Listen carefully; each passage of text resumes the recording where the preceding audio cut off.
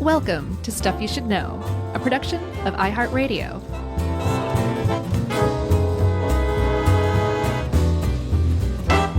Hey, and welcome to the podcast. I'm Josh, and there's Chuck, and Jerry's here too, and this is Stuff You Should Know, the podcast. Oh, wow. Fancy. Yeah, I wanted to dress it up a little bit because it's our job, Chuck, to yank what could be a bone-dry, boring economics lesson from the maw of, well, boredom, shake it up a little bit by the collar, look it in the eye and say, you will not be boring today, and then do all that. All right. Okay, we can do it, Chuck. We're professionals. I'm glad you feel good about it. I do, and I'm going to make you feel good about it, too. Because what we're talking about today is no mere typical economics. And we're famous for having trouble wrapping our heads around economics. This one can be that way too. We're talking about private equity today. We'll explain all about it. The reason it can be hard to wrap your head around is because it's so insanely unfair, the structure of it, that it just doesn't make sense. So you just kind of have to accept it on its face that this is actually how it is. Yeah, I would agree. It's nuts. So private equity, I guess we should probably start out with a little bit of a definition, Charles. It's an alternative investment vehicle. And essentially what it is it's a fund, a private fund. You have to basically be in the club to even invest in this, at least traditionally. They've kind of opened it up a little more. And private equity goes around and essentially either buys huge controlling interests in companies or just buys the companies outright, trims them down, makes them lean, mean, and efficient, and if ideally turns them around for a healthy profit, walks away, does it again. Everybody who invested gets even richer than they already were. And that's the basics, the very most basic definition of private equity. Yeah, it's something that's become much more popular in the past, 20-ish years, but really kind of started in the 70s, as we'll see. And it's an alternative investment. So it's not like stocks or bonds or anything. It's generally a little riskier. There's less oversight, there's less transparency, and they want to keep it that way. Yeah, they've actually gone to great lengths to make sure that it's much less transparent. One reason why the government, who is in charge of regulating stuff to make it transparent, like stocks and bonds and disclosures and all that, is that you or I or anybody could walk along, open up a brokerage account and start buying stocks and bonds. You don't have to be savvy at all. To invest in private equity, because of the risk, because it's just so different from traditional stocks and bonds and normal investments, the government says you're on your own. As a matter of fact, you have to register as an accredited investor, which says that you either know what you're doing so much that we don't have to worry about you losing your shirt, like you're going to just deal with it if that happens, or you have so much money, it's not really going to matter if you lose your investment. Those are the people who can invest in private equity, and usually they're institutional investors, right? Like huge, massive, like funds or college endowments or something. Yeah, and the people who really come out on top are the people that manage these. If you're a managing partner, there's a formula known as 2 and 20, where the company that you're managing, that you have taken over, they pay you 2% of the total assets of that company, plus 20% of the profits above whatever threshold that you agree on, I guess. And then there's all sorts of other ways that they can make money, as we'll see, like, selling the land that the business sits on, maybe to yourself, and then renting it back to that same company at a higher rate. So yeah, we'll dig into all that. But they're the people that are really getting rich are the people that are investing in these, but really managing these. Right. So if you ever hear a news story about some guy who ran some great venerated company into the ground, and they're like, yeah, I mean, even I lost my investment, do not feel bad for them, because they made probably hundreds of millions or billions of dollars for themselves from those fees. And those fees can't be taken back, like, because that company's in bankruptcy, because you can show that they did a terrible job of managing this company. Doesn't matter. They get to keep that money no matter what the turnout is, no matter how many people lose their jobs. That is why almost everyone in the world hates private equity people. Yeah, and they generally do this to private companies. Sometimes it'll be a controlling interest in a much larger publicly traded company, but generally we're talking about private companies here. And we're going to go through industries and different examples of specific companies in a bit. But it's usually almost always what's called a leveraged buyout, in which the money to buy this company comes from a huge loan that company is also then responsible for. So it's really whoever came. I mean, I guess we'll get to who basically came up with this stuff, but it's a sort of evil financial genius on a level that is kind of hard to comprehend that it was ever allowed to happen. Yeah, it's the best analogy I've been able to come up with is it's like if you went and bought a house, the house had to go take out a loan and a mortgage so that you could buy and own it. And you didn't actually care about the house because you're planning on selling it down the road, so you didn't keep it up. And then you just decide to walk away from the house, and the house is responsible for paying off the loan it took out so you could buy it. That's the best I can come up with. Yeah, I mean, that's a thing. And it's a big thing. Right now, private equity firms, the companies they own in the United States employ more than 13 million people. And they account for about $2 trillion which is about 7% of the GDP. And like I said, it all started out in the 70s with a guy named Milton Friedman from the University of Chicago, who was, I mean, it seems very sort of old hat now to hear, but he was kind of one of the first people to step forward and say, the only thing any corporation should ever worry about is their shareholders. The people don't matter, the product don't matter, doesn't matter rather, English grammar doesn't matter. And the only thing that matters is the profits that we turn for our shareholders. And once somebody kind of said the quiet part out loud, everybody's like, oh, well, he said it, so that's what we're going to all try and do now. Yeah. One of the worst ideas in the history of the world, and it just took off. So, yeah, Friedman, that was step one. Step two was laid, step 2 through 10, I would say, was laid out by a guy named Michael Jensen, who was an economist with Harvard Business School in the 70s and 80s. And he basically said traditional companies that have, you've got a CEO and you have employees and the CEO is paid a certain salary a year and everything's great. That doesn't work because the CEO, the person making the decisions in what moves the company makes, they might be in conflict with the shareholders. They might be spending a bunch of money and they don't care. They don't care about the shareholders, the investors who, again, as Milton Friedman said, the entire purpose of the corporation is to enrich the shareholders. So how can you bring a CEO in line? And he said a couple of things. One, you can pay him in stock.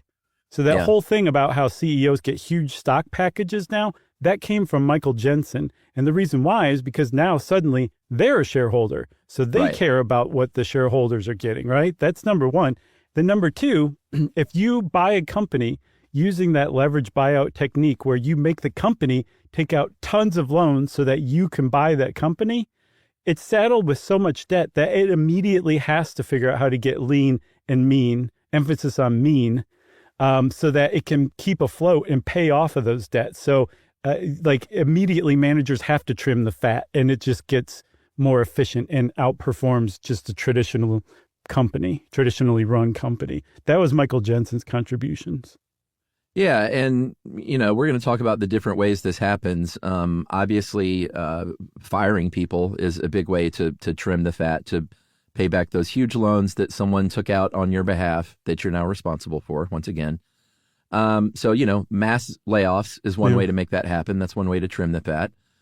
Even if it, makes the company not function as well, it doesn't matter. Right. Sometimes there is fat that can be trimmed. So we're not saying like no one should ever be laid off or anything like that. Like we're realistic people. But we're talking about, leverage buyouts and kind of how they work. So another thing they can do is break them apart. And if you've ever seen the movie Wall Street with the great Michael Douglas, I just watched that again for the billionth time recently. Oh, really? Yeah, very, very good example. It's one of my favorite movies, but very, very good examples of all this stuff in there. as far as like buying, in his case, when he bought Charlie Sheen's father's airline, just for the sole purpose of breaking it apart and driving it into the ground to get rich. Right. But selling off assets is another way to do it. Like I mentioned, like selling off the land that the business sits on. Sometimes that equity firm owns the real estate company as well. Yeah. That buys the land that the company sits on and then leases it back to that company, sometimes against their best interest at like higher rental rates. Yeah. I'll give you an example. We'll talk a little more about Red Lobster, but they got taken over in a leveraged buyout. And the company did exactly that. They sold off all of their assets, all of their restaurants, just sold them off. And then they sold them to a company who turned around and leased them to Red Lobster, right? The Red Lobster was paying an estimated $16 million a year for just a 1% property tax on its locations. All of them, $16 million. Now their leases amount to $158 million, right? So these are just terrible business decisions. And the reason why is because anytime a big influx of cash comes in, it gets divided up among the investors. They get tons of money. And it's not just like from selling properties, Chuck. One of the other ways that investors get their money back, get a return on their investment, is they'll take out more loans from the company. After the company's been bought and has all this extra debt, they'll take out even more loans. And when that money comes in, rather than spending it on the company, they'll divide some or all of it up among the investors. So it's like a vampire process at its worst. I feel like we really should say something to be fair. There is a lot of well-run, well-thought-out private equity firms that know what they're doing that actually have saved companies from going under. It happens. It's just when it's bad, it's so bad that it almost makes it seem like there shouldn't be this type of business model. Yeah, for sure. Sometimes it's a quick thing. Like in the case of Wall Street, like there was no long-term plan for Gordon Gekko and Blue Star Air. It was like a house flip.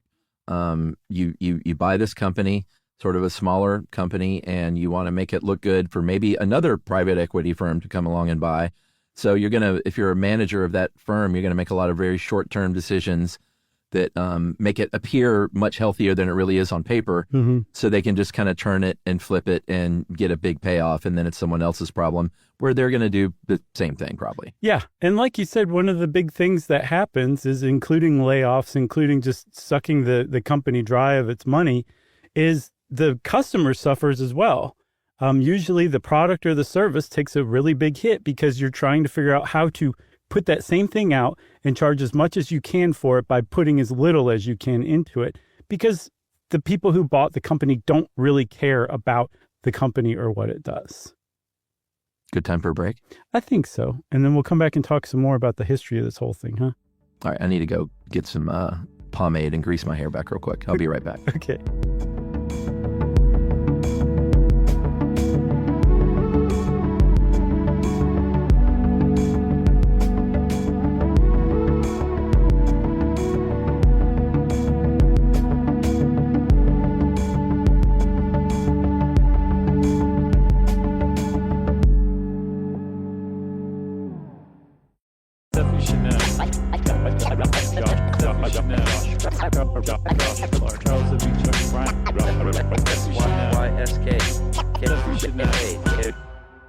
I should mention real quick that I love Wall Street so much that I was watching it again and I was like, I wonder if there's a T-shirt that says Endicott Steel.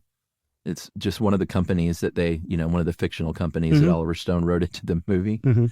And sure enough, there's an Endicott Steel T-shirt. I bought it. I love it. I hate the message of the movie and Gordon Gekko. I don't think he's the hero or anything like that. Right. But it's just a movie I've always loved, and now I got my Endicott Steel shirt. It just kind of as a movie crusher type. So when people see me that know that movie, they'll be like, "Oh, Wall Street." Right? No, I get it. Yeah. I used to have a sweatshirt that was like the print of Danny's sweater, the Apollo 11 sweater. I loved that thing. That was one of my more beloved pieces of clothing. I met the guy who owns that sweater. Oh, really? Tim Johnson? No, Lee Unkrich, I think is his name. He's a big animation guy. I think he did Coco and a bunch of other big cool. Animated films. And he was such a fan of The Shining that he bought that real sweater at auction. Good for him. I hope he's never tried it on because that's a tiny sweater. Well, you wasn't a big guy. It doesn't matter. That is still a very Danny was not a he was a tiny guy. Yeah. Should we talk about history? Yeah, I think we should, Chuck. So this whole thing is kind of newish, right? I mean, we usually associate with the 80s, and it's pretty accurate, but it goes back a little further. It's just the 80s are when it really took shape and got off the rails the first time. Yeah, for sure. The first leverage buyouts, though, came after World War II. There were some dudes from Bear Stearns, Jerome Kohlberg, Henry Krabbis with a K, and George Roberts, so they were KKR. Mm-hmm. They got together. They started, with this idea of leverage buyouts for small companies like, family-owned businesses. This is in the 1960s. And in the mid-70s, they formed Kohlberg, Krabbis, and Roberts, the KKR business.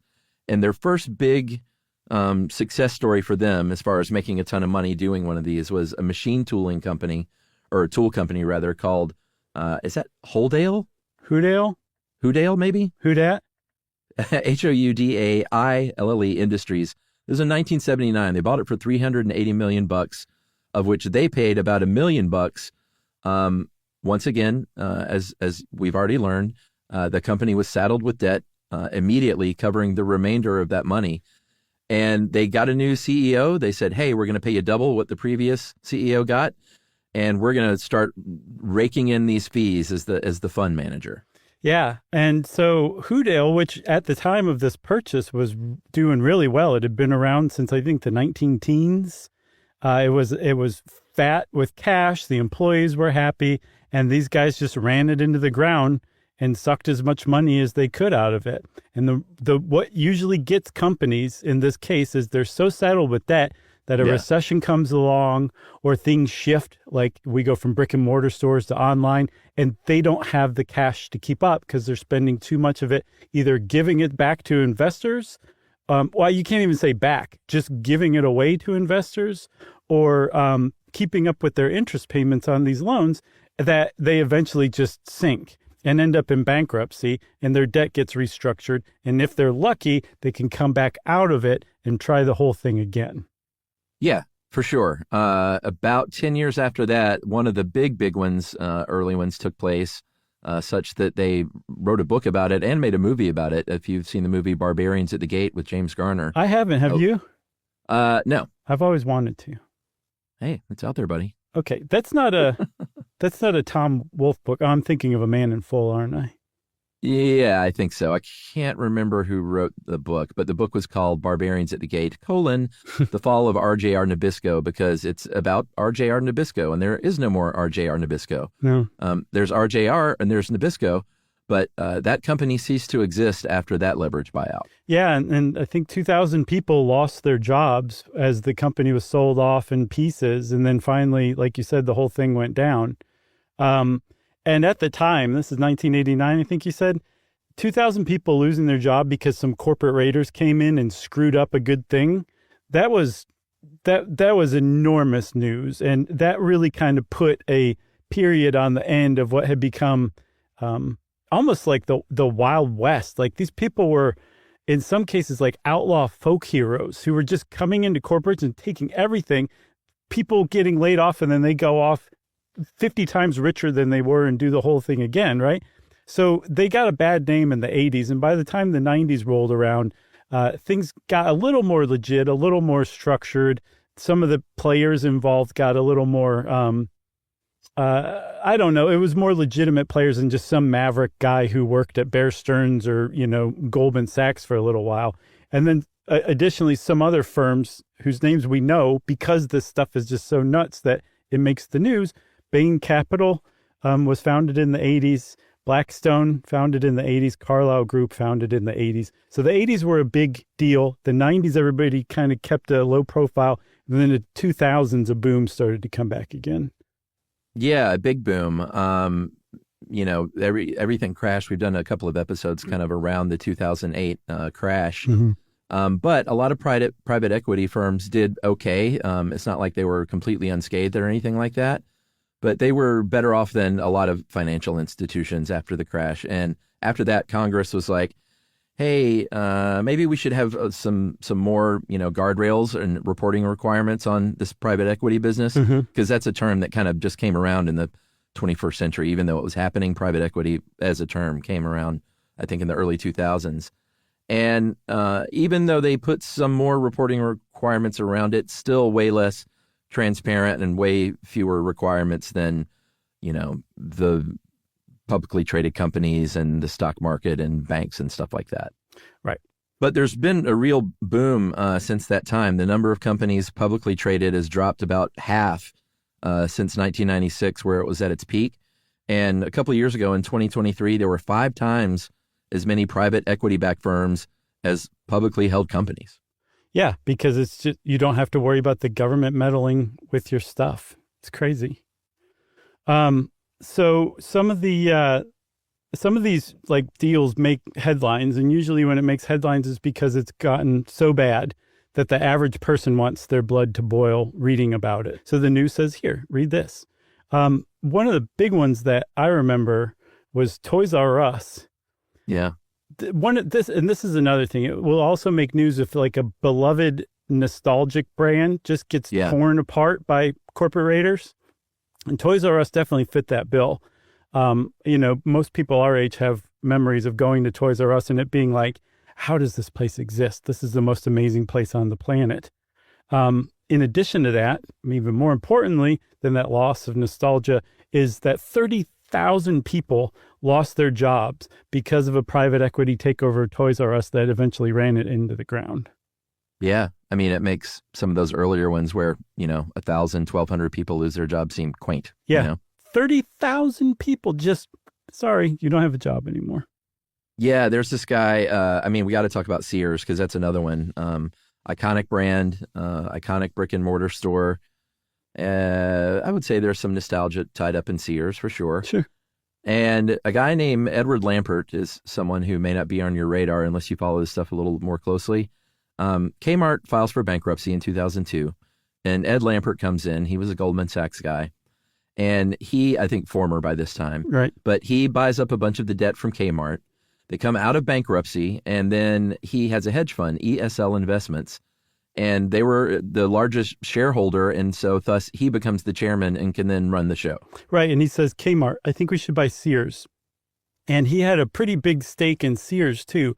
So much so that he was later accused of devaluing Sears so that he could buy it through Kmart for cheaper.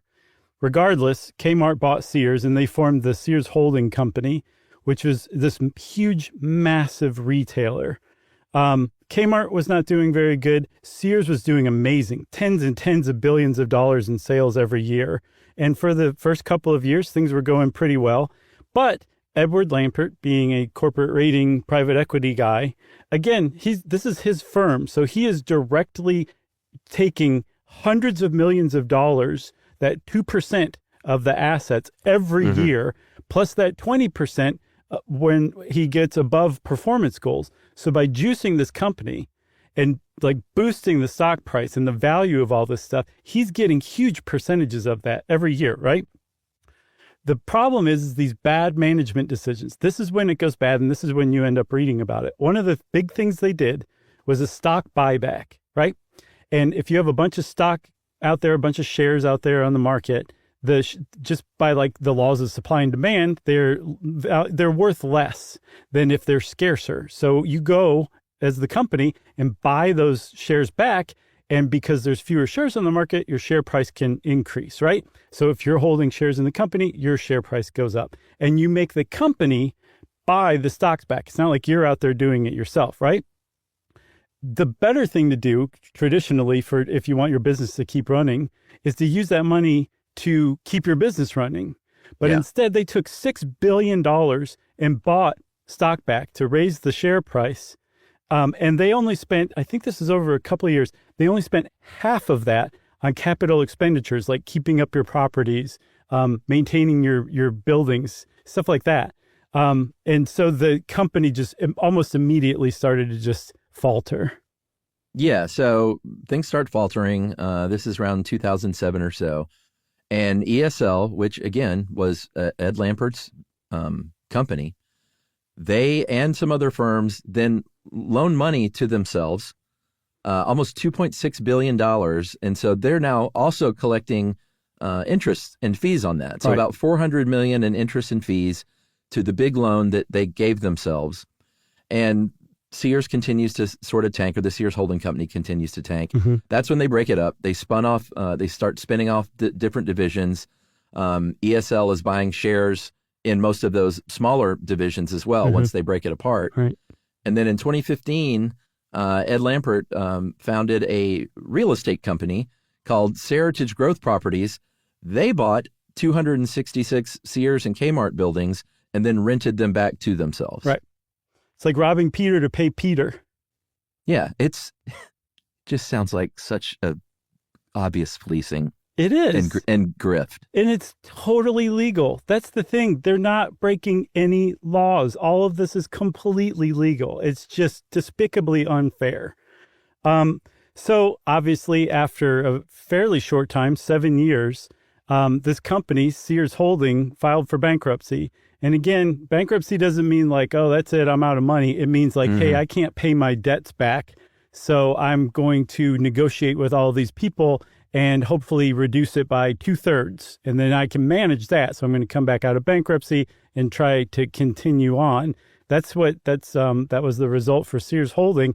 But part of this restructuring was that they started slashing costs. And the first thing you do to slash costs if you're a corporator is fire people.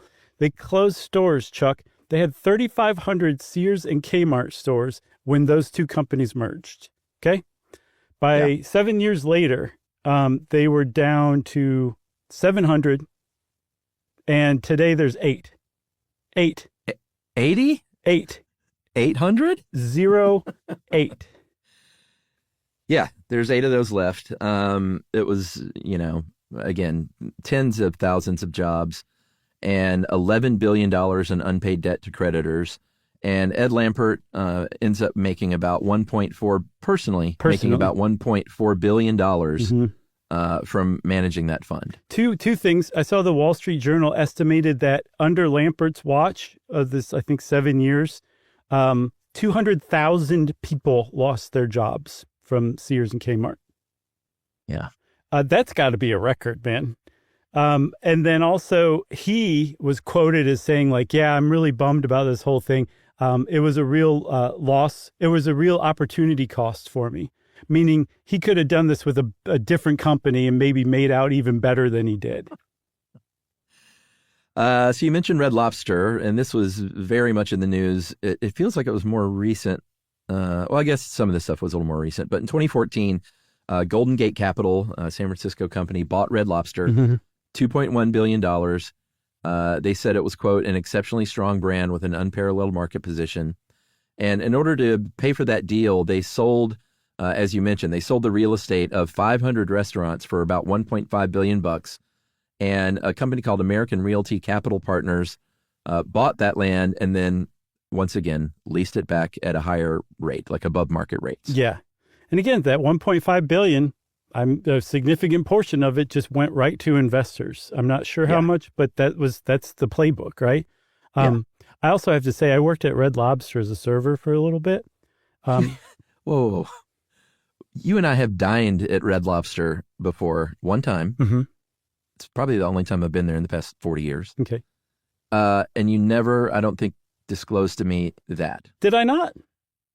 No, all you talked about was how much you love those, what are they, little cheesy biscuits? The Cheddar Bay biscuits. That is why I worked at Red Lobster, so I could be closer to them. It was only for a couple of weeks, so I was like, I got to stop eating these. I didn't know you ever waited tables at all. So the reason why I don't talk about that much is because that I'm one of the worst servers of all time.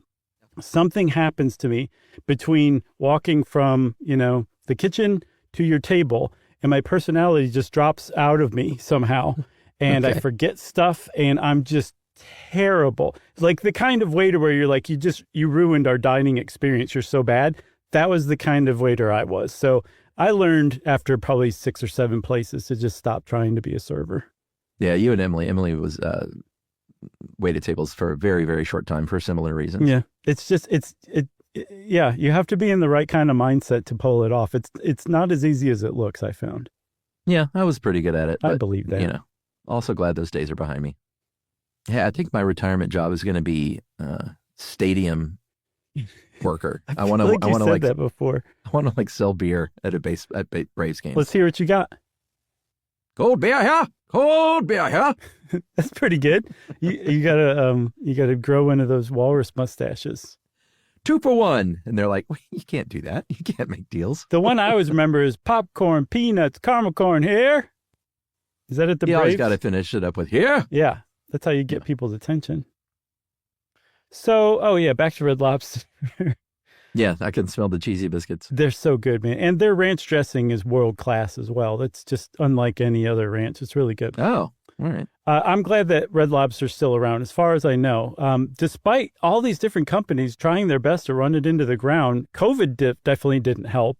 Yeah. 2020 hit, COVID hit, and Red Lobster, which was already, this is what I was talking about. When a company is saddled with a bunch of debt and new costs, that's hard to keep up through rough times or changes, right? Same thing with Red Lobster. And I guess one of its seafood suppliers, Thai Union Group, stepped in and was like, hey, we'll buy Red Lobster. We have a really good idea. So this is their seafood supplier. They became the exclusive shrimp supplier to Red Lobster, the company that owned it, that now owned Red Lobster. And the CEO's like, you guys get this. You know, the endless shrimp promotion for $20? We're going to make it a permanent menu item, and we're going to sell them so much shrimp because we're their exclusive supplier of shrimp. Bam! And he said, bam, that's a quote. And they lost like $11 million in just 3 months of trying that because they grossly underestimated how much shrimp people would eat if there was no bottom to it. Yeah, I mean, if you're talking a, medium-sized shrimp, I can eat, if I'm really trying, 30 in Wow. a meal. Wow. That's a lot of shrimp, dude. Not the huge ones. No, but I if know I'm- what you mean. If it's endless and it's all for a very set rate, and I'm maybe trying to impress my date. Right. Surely not fried though, right? You're just talking like peel and eat. Oh, that's more like 40. Oh my God. You could eat 30 fried No, shrimp? I probably could not eat 40 peel and eat. I don't know if I could eat 40. I mean, if I'm not eating cheesy biscuits and French fries Sure. and coleslaw and No, stuff, you're being serious. then I could probably eat 30 fried shrimp for sure. Okay. I'm going to be your date for that one. Not well. I hope to impress you. Oh, what else? Oh, I've got one. One of the things that a lot of these companies do is they take over and buy a business that they just don't understand the business of, and that's how they run it into the ground. That'll happen a lot. We'll talk about that here or there. But there are some niche private equity firms that focus on specific kinds of businesses. They know what they're doing.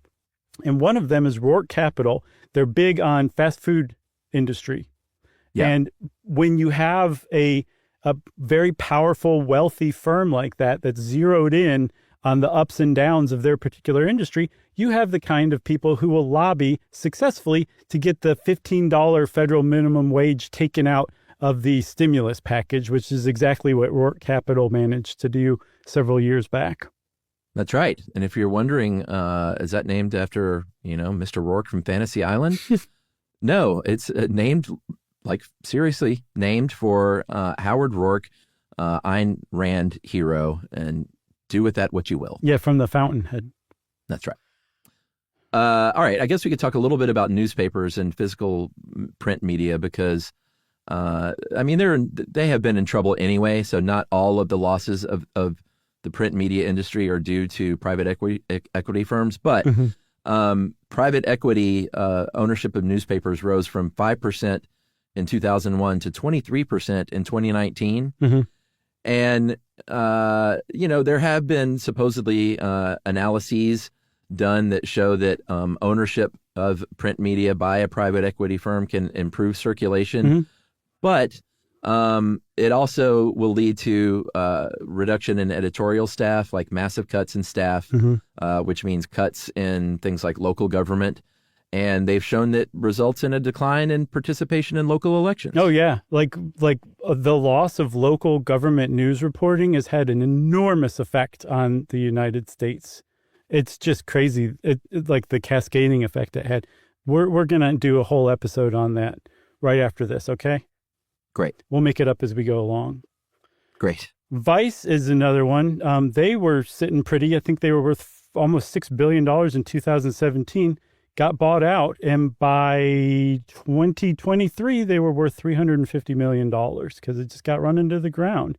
That's a good example of a company that didn't know what they were doing, buying a business that they didn't know anything about, and then they just made terrible decisions. For sure. I think we should take a second break. Okay. And we'll be back right after this.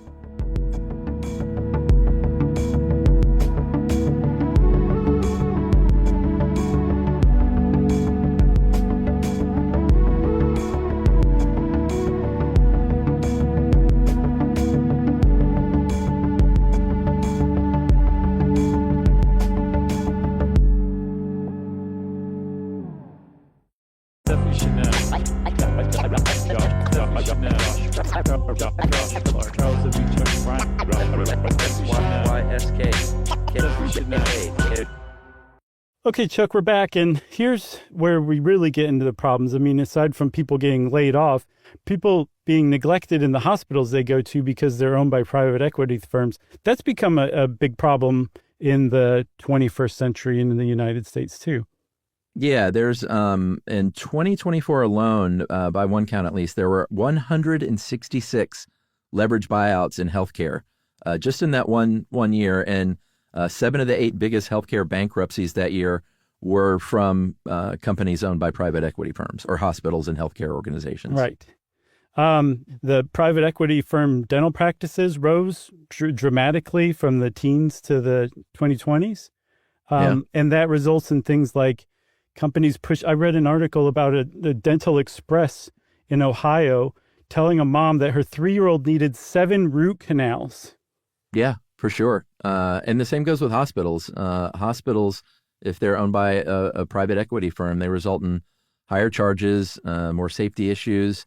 There's one study that said there was a 25% rise in hospital-acquired complications, like something you got while you were there. Right. And I think 38% more blood infections from IV ports. That's just from not having enough staff or inexperienced staff. It's just not good. And it gets even worse. They're also into hospices, nursing homes, and it just follows the same pattern that you would expect. A study found that private equity ownership increases mortality rates by 11% just because PE's cutting corners to save costs. So that's a huge, huge issue. I think that one needs regulation where it's like, you guys can't own healthcare stuff. That's just off limits for you. Yeah. I mean, anyone who's been through the trauma of a loved one and having to go to a nursing home in the past, I mean, I don't know when it was good, but we had to go through that with Emily's grandmother, and just the state of that industry is horrific. Yeah. It's the opposite of what it should be in almost every way. Yeah. And housing, too, is another big deal. I think Blackstone, which we mentioned, was founded back in the 80s. They're known as the United States' largest landlord. They own 300,000 units of rental housing in the U.S. as of 2023. And as you would expect, when private equity comes along, rents go up. The maintenance people are slower to respond because they've been laid off. And just things kind of go downhill rather than get better, like they're supposed to. That's the reason private equity is supposed to exist. It's supposed to take kind of slow lumbering companies that are in a position to do better than they are and make them do better. It's not supposed to make everything go downhill, but that's how it happens a lot. Yeah, I mean, sometimes it does happen for the better. Like one great example is Hilton, the hotel chain. There was a leverage buyout from Blackstone in 2007 of Hilton, and the Great Recession, hit. I guess it was like the next year in 2008, and obviously it's going to really affect the tourism industry. But they brought in a CEO from Blackstone, a guy named Christopher Nassetta, who actually made things better. He said, "Hey, let's invest in emerging markets. Let's invest in the future and like digital strategies like apps where you can check in and get your hotel key through an app and things like that. Just, instead of just shuttering things, like actually reinvesting in the company. Right. And it turned out to be really, all these things were really popular moves. And Blackstone sold Hilton back to the public market after it had been yanked out of the public market. They sold it back in 2013 and sold out of their stake in 2018, made a ton of profit, $14 billion over 11 years. But the company itself, Hilton, was doing great and continues to do great. Yeah, they doubled the number of rooms today that they had in 2007 when Blackstone took over. So yeah, that's a big success story. It wasn't like a pump and dump. Hilton's still doing well, like you were saying. Burger King's another one too. They got bought by a Brazilian firm called 3G Capital, and they just made some really good moves in a lot of ways. Again, this is from an investor standpoint, not necessarily from the standpoint of the people at corporate who were laid off or anything like that. But as far as firms go, 3G made something like $28 billion over 14 years. And it had only invested $1 billion. So that's a pretty good return on investment. Private equity coming in. Why'd you do that? Oh, just because I know you hate it. You got me. So here's the thing. Alternative investments make a lot of money. We've seen that there's less oversight. So, one of the ways that they can make a lot of money is that they're just allowed to do things that you can't do in traditional sort of slow growth investments like stocks and bonds and things like that. Right. But you also mentioned earlier that like pension funds, like 401ks, are where a lot of this money comes from. And like, do you have a choice whether or not the 401k that you invest in ends up being a part of this thing? Yeah, I think you can also invest your 401k now, which for a long time was off limits because that's you, the non-accredited investor who doesn't know what they're doing with private equity. That was off limits, but now you can if you want. Although they say that's probably not a good idea unless you know what you're doing again. Well, 89% of public pension funds have some of their money in private equity. I think 13% average of 13% of their assets is the average. Mm-hmm. Sometimes more than 25%, but that's almost 90% of public pension funds. It's a lot. Yeah. And then I guess one of the other big things, so the reason why, another reason why people are like, this is so not right. All of that money that those people like Edward Lampert made that $1.4 billion by running a huge venerated company into the ground. He paid at most 20% on those profits. Even though it was personal income for him, he didn't pay the personal income tax of like 37%. Instead, he paid 20% in capital gains tax because the fees that he charged are treated like gains from an investment rather than personal income, even though anyone would call those fees personal income. So not only are the PE firms robbing companies for their own personal enrichment, getting people laid off, they're not even paying their full share of income taxes on it too. So not only are they robbing companies for their own personal enrichment, getting people laid off, they're not even paying their full share of income taxes on it too. Yeah, this is the kind of thing where in the movie version where this is first born as an idea, yeah, and the person is explaining it to like the people at dinner, they keep asking questions that start with, yeah, but what about, and then the answer always starts with, oh no, that's the best part. Right. Yeah, exactly. It just keeps going like that. Yeah. And they're like, no, but what about this? No, that's the best part. Yep. So there's a lot of best parts. And one of the guys finally puts his fork down and stands up, hits the table and goes, bam. That's right. But you were talking about the carried interest loophole, right? That's what it's called.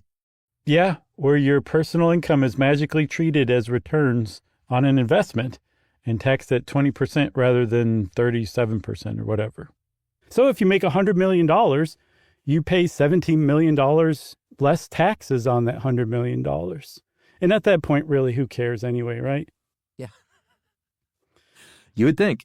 So that's private equity. I feel like we kind of showed our bias a little bit, but it's really tough not to be when you really dig into this stuff, you know?